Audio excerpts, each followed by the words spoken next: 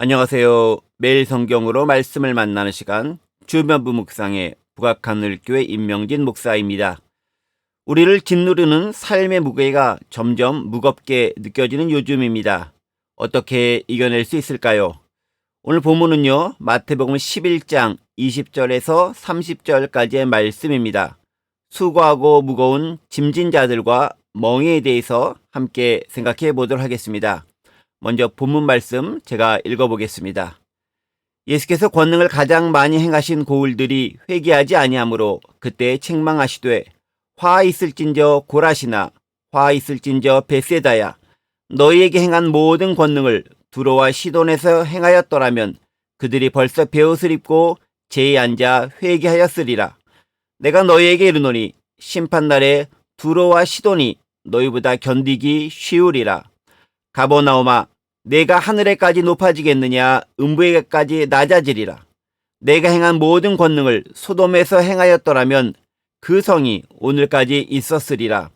내가 너희에게 이르노니 심판날에 소돔 땅이 너보다 견디기 쉬우리라 하시니라. 그때 예수께서 대답하여 이르시되 천지의 주제이신 아버지여, 이것을 지혜롭고 슬기 있는 자들에게는 숨기시고 어린아이들에게는 나타내심을 감사하나이다. 옳소이다. 이렇게 된 것이 아버지의 뜻이니이다. 내 아버지께서 모든 것을 내게 주셨으니 아버지 외에는 아들을 아는 자가 없고 아들과 또 아들의 소원대로 계시를 받는 자 외에는 아버지를 아는 자가 없느니라. 수고하고 무거운 짐진 자들아, 다 내게로 오라. 내가 너희를 쉬게 하리라. 나는 마음이 온유하고 겸손하니 나의 멍에를 메고 내게 배우라. 그리하면 너희 마음이 쉼을 얻으리니 이는 내 멍에는 쉽고 내 짐은 가벼움이라 하시니라. 아멘. 예수님의 이스라엘에 대한 사랑은 무척 지대했습니다. 예수님은 복음을 전하실 때요, 언제나 이스라엘을 먼저 찾으셨습니다. 이방인의 마을로도 다니시면서 복음을 전하시긴 하셨지만 언제나 그 우선권은 이스라엘에 두셨습니다. 이스라엘은 하나님께서 온 세상을 구원하기 위해 특별히 택하신 민족이기 때문에 그렇습니다. 하지만 그렇게 하나님으로부터 우선권을 부여받고서 선택받았다고 해서 반드시 모범생의 역할을 제대로 감당하는 것은 아닌 것 같습니다. 오늘 본문에 의하면요, 예수님께서 가장 많이 기적을 행하고 권능을 보이신 곳은 고라신과 벳세다입니다. 둘 다 갈릴리 지역에 있는 그 마을입니다. 여기에 가버나움도 추가되죠. 가버나움 역시 갈릴리에 있는 마을로 예수님 사역의 중심지입니다. 즉 예루살렘에 입성하기 전 예수님은 주로 갈릴리에서 사역하셨고 그 대표적인 도시들이 바로 고라신과 벳세다 그리고 가버나움입니다. 자, 그런데요, 그 마을들에 대한 예수님의 평가는 매우 냉혹하고 화끈거리기까지 합니다. 단지 화를 선포하실 뿐만 아니라 고라신과 벳세다는 이방인의 타락하고 그 사악한 지역으로 일컬어지는 두로와 시돈에 비교할 때도 아주 완악하다라고 말씀하시면서 책망하십니다. 심지어 가버나움에 대해서는요, 그 비교 대상을 소돔으로 삼았습니다. 하나님의 진노가 하늘로부터 내려서 망하고 저주받은 그 도시 소돔, 그 소돔이 오히려 예수님의 권능을 보았더라면 회개하고 돌이켰을 것이다 라는 말씀입니다. 그만큼 예수님이 공을 들인 갈릴리의 고라신과 벳세다 그리고 가버나움은 예수님의 기대에 충족하지 못했다는 것을 의미합니다. 회개하고 돌이킨 사람이 별로 많지 않았던 것 같습니다. 자, 그러고 보면요, 꼭 기적을 많이 보고 말씀을 많이 들었다고 해서 그가 돌이키는 것도 또 예수님이 원하시는 삶을 제대로 사는 것도 아닌 것 같습니다. 단 한 번을 듣고 보아도 그것이 깊이 마음에 각인되고 감동이 되어야 예수님을 영접하기도 하고 그에 합당한 삶을 살아낼 수 있는 것이죠. 교회에 오래 다닌 것이, 신앙생활의 연륜이 깊은 것이, 아는 게 많다는 것이 예수님의 참된 제자가 되거나 제자의 삶을 보장해 주지는 못한다는 점입니다. 오히려요, 어쩌다 복음을 듣고 기적을 체험한 그 이방인이 더 잘 돌이키고 예수님께 신실했던 것처럼 세상에서 방황하고 방탕하게 살다가 극적으로 돌이킨 그 나쁜 놈이 더 신실하고 온전한 신앙인과 제자가 될 수 있다는 말이죠. 자, 그런데요, 바로 그런 원인들에 대해서 예수님은 이어지는 25절부터 28절까지 말씀하고 계십니다. 자칭 지혜롭고 슬기 있다고 생각하는 사람보다는 오히려 아무것도 모르고 그저 순수하게 보이는 대로 그대로 받아들인 어린 아이에게 하나님의 나라와 복음이 열려 있다라는 선언입니다. 자, 그렇다면 지혜롭고 슬기 있는 사람은 누구고 어린아이는 또 누구일까요? 지혜롭고 슬기 있는 자들은 이스라엘 전통에 익숙하며 율법을 알고 그것을 따르는 자들입니다. 바리새인과 서기관들, 대제사장들과 같은 종교 지도자들이 그들일 겁니다.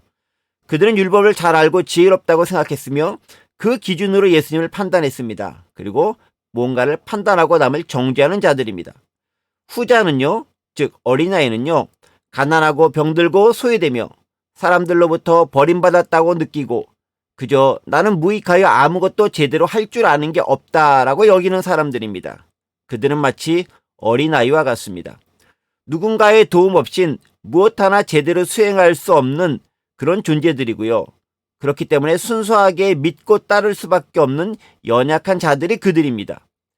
그런데요, 참 역설적으로 천국의 복음은 바로 후자와 같은, 즉 어린아이와 같은 자들에게 열려 있고 그들이 그 복음에 귀 기울이며 잘 듣는다라는 점입니다. 안다고 생각하는 자들이 아니라 심령이 가난한 자가 하나님께 마음을 열고 예수님의 이야기에 감동하며 믿음으로 화합한다는 것이지요. 그리고 그들이 그렇게 구원을 받습니다. 그렇습니다. 복음의 비밀은 인간의 능력과 지혜로 발견되거나 깨달아지는 게 아닙니다. 하나님께서 그 마음을 열고 알게 해주셔야 비로소 알게 되고 믿게 됩니다.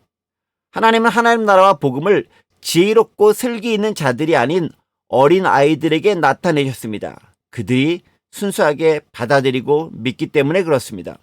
자, 그런데 문제는요, 그들 어린아이와 같은 자들의 삶이 수고하고 무거운 그런 짐진 자의 삶이다라는 점입니다. 자, 그렇다면 어떤 수고와 어떤 짐일까요? 현상적으로 봤을 때는요, 팍팍한 삶을 살아야 하는 삶의 무게이겠지만 좀 더 근원적인 측면을 파고 들어가 보면 그것은 본문 말씀에 비추어 볼 때 율법의 짐입니다. 하루 벌어 먹기도 힘든 사람들에게 율법의 각종 조항들과 제한 사항들은 그들을 얽매였고 옥죄였습니다.